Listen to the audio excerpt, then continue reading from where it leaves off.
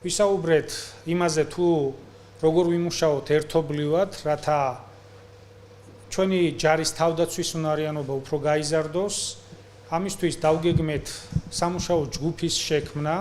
ახლო მომავალში ეს ჯგუფი ინტენსიურად იმუშავებს სტრატეგიაზე, რომელსაც ახლო მომავალში წარუდგენს საზოგადოებას და ამ სტრატეგიაში გაწერილი იქნება ყველა ის მნიშვნელოვანი ელემენტები, რომელიც აუცილებელია ნატოში ჩვენი თავსებადობისთვის, აუცილებელია ჩვენი თავდაცვის უნარიანობის ამაღლებისთვის, ასევე ამერიკის შეერთებულ შტატებთან საქართველოს მთავრობის მიერ გაფორმებული მემორანდუმის იმპლემენტაციისთვის, ასე რომ მთელი რიგი პოზიტიური ღონისძიებები დავგეგმეთ და ამ ღონისძიებებს ჩვენ ფართო საზოგადოებას ძალიან ახლო მომავალში ერთობლივად წარუდგენთ.